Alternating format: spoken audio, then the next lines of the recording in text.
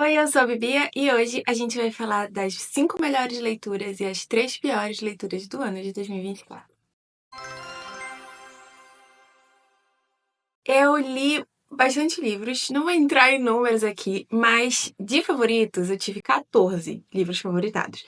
Aí, dentre esses 14, eu fiz um top 5 que não vai seguir uma ordem tipo de primeiro, segundo e terceiro lugar, não.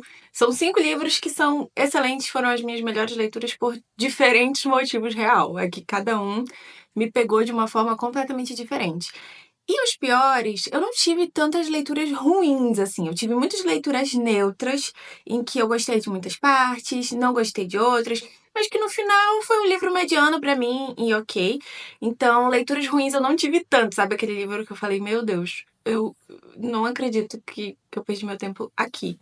Mas eu preciso deixar aqui um aviso antes, né? Essas são as minhas opiniões. A forma que eu analiso os livros é de acordo com o que eu senti, com as minhas expectativas, com o que eu já costumo gostar de ler. Então é uma opinião muito, muito, muito individual. Por isso, quando eu vou falar do livro, eu vou falar da história, mas eu também vou dar a minha opinião. E aí você, vendo a história e escutando o que eu tô falando, decide se quer ler ou não. Porque não necessariamente esse que foi péssimo pra mim vai ser pra você também, tá? Então, vamos começar pelos 5 melhores livros de 2024. Tirei o óculos por causa da luz que tava dando. Vou começar falando de um dos... Eu acho que foi o primeiro livro que eu concluí em 2024 e que não podia deixar de entrar nessa lista, porque foi um livro que mexeu com o meu lado pessoal, assim, mexeu com o meu coração, me deu raiva, me deu frustração, me fez refletir sobre a sociedade, como a gente enxerga as mulheres e como as mulheres, nós mulheres, somos muitas vezes só um objeto para tudo. A gente tá ali e com elas a gente pode fazer o que quiser, basicamente. Então, estou falando de Procurando Jane. Esse livro ali contém muitos gatilhos, tá? Então tenha muito cuidado antes de ler, principalmente se você for mãe ou se você já sofreu alguma perda nesse sentido, porque ele trata sobre o aborto. Aqui a gente tem não só sobre o aborto, mas sobre como era naquela época de 1900 e pouco, em que se as mulheres tivessem filho fora do casamento, elas eram mandadas, né, para uma instituição. Lá elas tinham os seus bebês e os seus bebês eram colocados para adoção, na maioria das vezes. Isso porque elas não tinham essa opção. Então não importava, que a gente vai ver vários casos, inclusive, de mulheres que tinham um noivo, engravidaram antes de casar e o noivo faleceu. Mulheres que foram abusadas por algum parente e por isso engravidaram. Mulheres que sim tiveram relações, independentemente de estarem noivas ou casadas, engravidaram. Então, basicamente, não importava se você tinha sofrido um abuso, se você já ia casar, nada disso importava. Se você estava grávida antes de estar casada, seus pais levavam você para esse lugar e não importava a sua opinião, porque a gente vê alguns casos sim de mulheres, por exemplo, no caso de abuso, que é um caso muito delicado, que elas não queriam, sabe, estavam divididas entre querer ou não a criança, ficar com o bebê. Mas tem muitos casos em que as mulheres realmente queriam criar os seus filhos, queriam estar com eles, mas que no final dos 9 meses, quando o bebê nascia, eles eram tirados delas à força, entregues. E quando eles eram entregues para adoção, lá elas não diziam que esses bebês foram forçados, que essas mães foram forçadas. Eles entregavam como se elas tivessem, tipo, deixado os bebês lá por livre e espontânea vontade, que na maioria dos casos não era o que acontecia. E aí a gente vai ter a história de 3 protagonistas em diferentes momentos, em diferentes anos aqui. A gente tem na atualidade uma médica muito renomada, que eu não posso entrar em muitos detalhes, mas ela tem a ver com toda essa história. A gente tem uma mulher que encontra uma carta de uma mãe para a filha dizendo o nome da mãe biológica e tal, e tem uma filha que descobre que foi adotada. Então a gente tem esses 3 pontos de vista em momentos diferentes, tá? Tem um que é 1980, tem um que já é em 2017, então ele vai variar. E assim, é um livro real que vai mexer com você. É um livro que não espere romance, não espere nada disso, porque é um livro forte e muito intenso. E se você gostaria de se sentir incomodada real, eu acho que vale muito a pena a leitura. Só realmente cuidado com os gatilhos. Agora tem um que não vai surpreender ninguém ele estar nessa lista, porque foi um dos livros que desde que eu li, eu sempre panfleto a oportunidade que eu tenho, que é a Academia dos Casos Arquivados. Esse já é um livro para quem gosta de crimes, para quem gosta de livros meio que de suspense, só que ele é juvenil, tá? É da mesma autora de Jogos de Herança, então quem gostou da escrita dela provavelmente vai gostar desse, porque é a mesma vibe de escrita, assim. É tudo muito fluido, tudo muito rápido, a gente vai lendo e os capítulos são curtos, então ela consegue prender real a gente na história. Só que aqui é uma pegada diferente, a gente tem, de um lado, o FBI, e de um lado, os serial killers, os assassinos.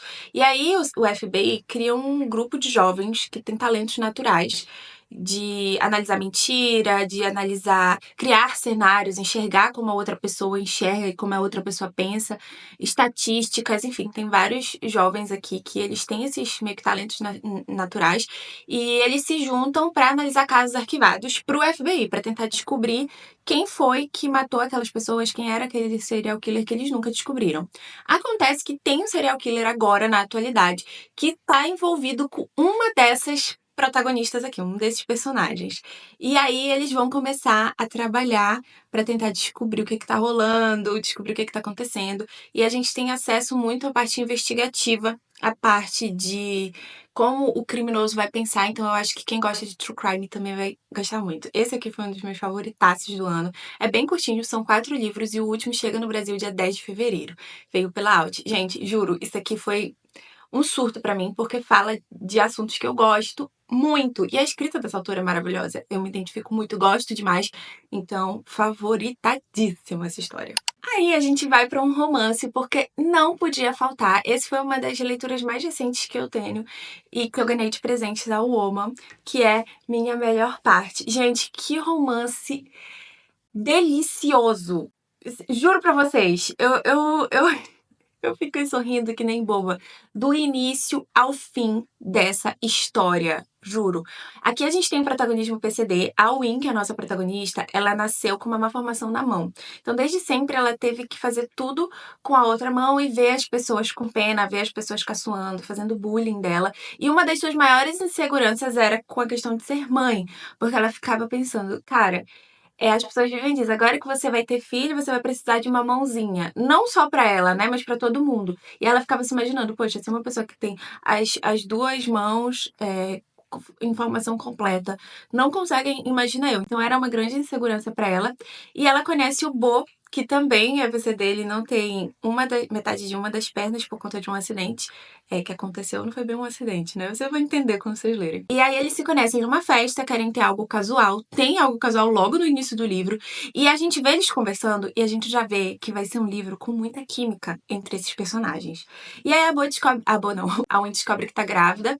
Logo depois disso, e vai contar pra ele, ela tem uma reação que ela não esperava. Ele fica, tipo, super encantado. E aí eles passam a morar juntos como amigos pelo bem da criança. E aí a gente vai ver eles se aproximando, eles se conhecendo. Porque, tipo assim, eles se conheceram num dia, ficaram nesse dia e nunca mais se viram. Então agora eles vão, de fato, se conhecer. E ele vai conhecer as inseguranças dela. E ela as inseguranças dele. E que história linda, gente. É muito linda a relação deles dois. Como ela foi sendo construída. As inseguranças aqui, a gente sente isso. E muitas vezes eu fiquei com um nó na garganta, lendo tanto ele falar sobre a vida dele, quanto ela falar sobre a vida dela, bem doloroso. Mas ver como eles se tornaram seres humanos, assim, maravilhosos, mesmo tendo passado por tantas coisas ruins na vida. Juro, eu me apaixonei. Se você tá procurando um romance pra você se apaixonar, leia. Juro pra vocês, essa autora aqui, ela é magnífica. Eu amei. Aí agora eu vou indicar um conto pra vocês, um conto com animal, um conto com cachorrinho, que é Anne e Willow. É um conto nacional e assim, gente, o que eu tenho pra falar dele é que ele é triste, mas ao mesmo tempo ele é muito feliz. Ele vai contar a história de uma amizade entre uma menina e um cachorrinho que vão se conhecer e se adotar um ao outro. E aí a gente vê, mesmo num conto, a gente vê toda a vida do cachorro vivendo com a Anne. Gente, ai, que história linda. É muito bonito porque fala exatamente sobre a amizade, sobre essa adoção real que rola entre a protagonista e a cachorrinha. Então, assim, gente, juro, que história emocionante. O final, como é a vida toda do cachorrinho, a gente já imagina como vai ser, mas eu acho que é mais sobre Isso, pra quem tem pet, pra quem já passou por uma perda de pet, ou pra quem tem um pet que já tá mais velho, ou quem acabou de ter um pet, é fundamental ler, porque a gente vê como que é linda essa relação que é construída entre essas duas protagonistas e como que uma muda completamente a vida da outra, como que é uma amizade tão forte, tão intensa e um amor tão puro. Gente, juro, é lindo. Mexeu comigo de tantas formas que eu não sei nem dizer. Se vocês puderem ler, é bem curtinho e vale muito a pena, mas prepara o lencinho, tá? Porque é emocionante. Por fim, nos melhores de 2024, não podia faltar o quê? Pausa e comenta, por favor. Eu sou uma leitora de romance e de fantasia principalmente. E ano passado, em novembro, a gente fez LC de Quarta Asa. Agora a gente tá fazendo a LC de Chama de Ferro, agora em janeiro. Inclusive, fica o convite para quem quiser participar do nosso clube de leitura.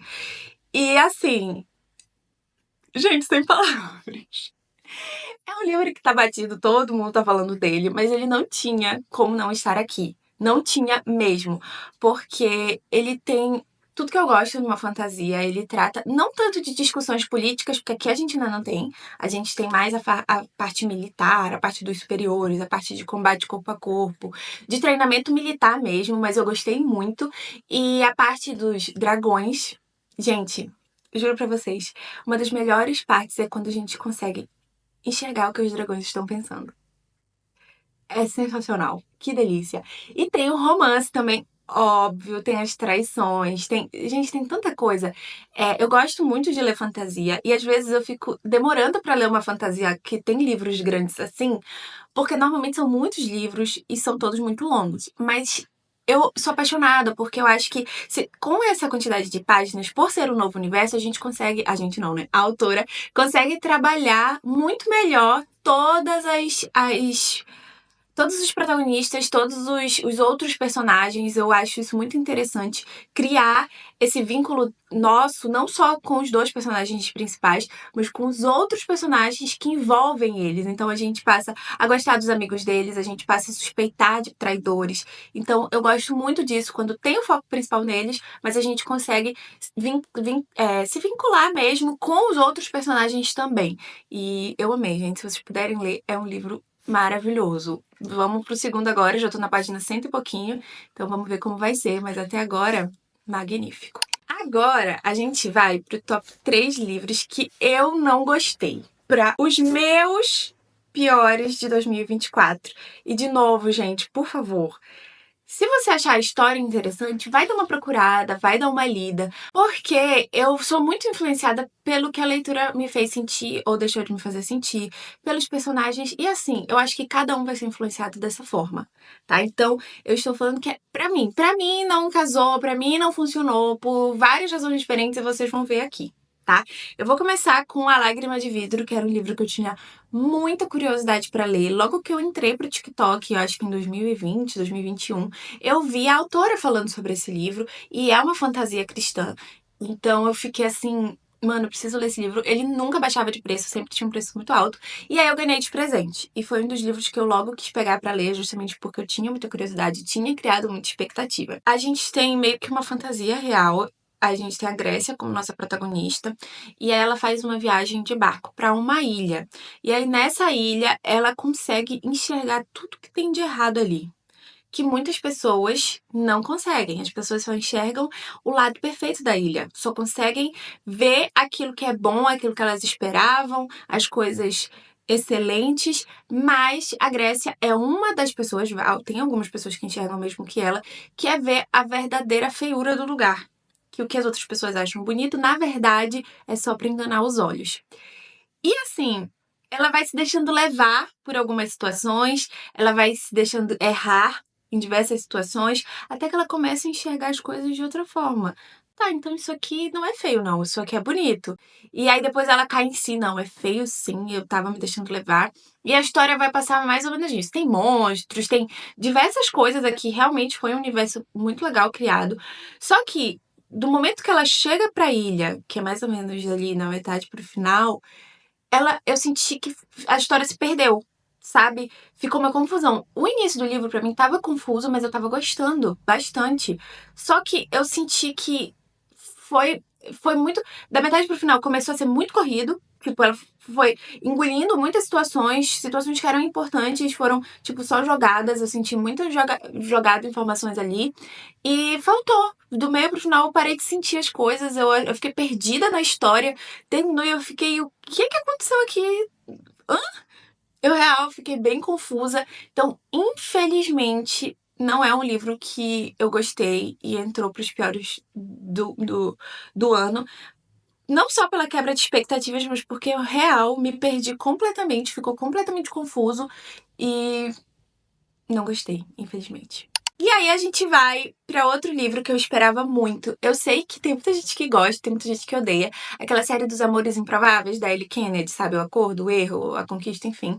Eu li logo no início, ali que eu entrei na faculdade, quando eu tinha, sei lá, 18, 20 anos. Então, na época, eu gostei muito. Foram livros que me viciaram muito.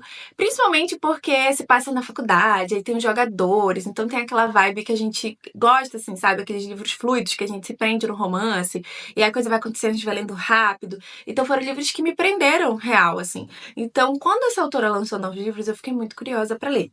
E um deles foi A Síndrome da Boa Garota. É uma duologia, se eu não me engano. A Síndrome da Boa Garota e não sei o que da Garota Má, algo assim. Odiei. Gente, sabe, é a história de os personagens que eles se encontram. Ela chega da cidade, aí na cidade tem vários estudantes, e aí isso também é meio que vibe de faculdade. Aí a menina tem um namorado que ela acha que ele é legal, mas os caras sabem que ele é uma merda, que, enfim. E aí ela vai se envolver com desses caras que chegaram, e aí eles vão contar sobre o passado deles, sobre as histórias deles. Só que, gente, nada. Sabe aquele livro que tu vai lendo e que tu não consegue nem sentir uma cosquinha assim na barriga? Nada. Nada. Eu não senti absolutamente nada com esse romance. Achei os personagens extremamente superficiais. Não sei se hoje eu relesse Amores Improváveis eu fosse achar o mesmo. Mas assim, achei superficiais, achei chatinhos, achei. Ninguém aqui é memorável pra mim. A história também não. Então, assim, infelizmente não gostei. E eu li esse livro justamente porque eu queria uma leitura que fosse fluida e fosse rápida, pra eu não entrar numa ressaca e, assim, me arrependi. Muito, muito ruim. Faltou demais. Faltou muito. Faltou tudo pra mim aqui. O último do top 3 piores leituras. Vocês talvez não gostem tanto do que eu vou mostrar, mas ele foi um livro que eu coloquei como pior leitura porque tinha tudo pra ser perfeito. Tinha tudo pra ser uma duologia perfeita. Tô falando de Promessas Cruéis. Não é que a escrita é ruim, não é que o livro é ruim. É que em Divinos Rivais a gente tem uma história perfeita. A gente tem um surto, uma coisa incrível, maravilhosa, genial. Eu amei. Então, o que eu esperava para Promessas Cruéis era que a parte de fantasia trabalhada em Divinos Rivais fosse trazida para cá de forma mais profunda. E uma história um pouco diferente, né? Que tivesse outra parte, porque no Divinos Rivais eles estão indo pra guerra e tal. Aqui a gente já tá vivendo essa guerra. Então eu esperava mais disso. Eu esperava muito mais emoção, eu esperava muito mais ação. E a gente não tem. A gente tem sim uma parte de fantasia, mas é muito pouco. Outra coisa que eu senti é que ela copiou a mesma ordem do livro anterior. Em Divinos Rivais, a gente tem as cartas de um pro outro. Um já conhece quem é a outra pessoa, e o protagonista masculino já sabe quem é que tá escrevendo, mas a protagonista feminina não sabe quem tá escrevendo. Aqui é o contrário. Ela sabe quem é ele não sabe quem é ela. E eu senti muito isso. Ele é dividido em 3 partes, e as 3 partes eu achei que seguiu exatamente a mesma ordem de Divinos Rivais. E eu esperava algo diferente. Então aqui foi escrito diferente, mas seguindo o mesmo padrão. E eu não gosto de livros assim.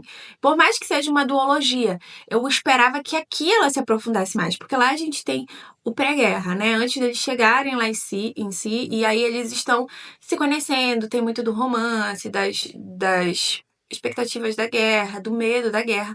E aqui a gente já tem uma guerra, então eu esperava muito mais ação, muito mais aventura, e foi uma quebra de expectativa total, assim. Eu acho que foi isso que me deixou mais frustrada com essa história, porque Divinos Rivais é tão aqui, e esse eu senti ele tão morno, tão faltou, sabe? Não é, de novo, não é que o livro é ruim, é que ele poderia ser perfeito.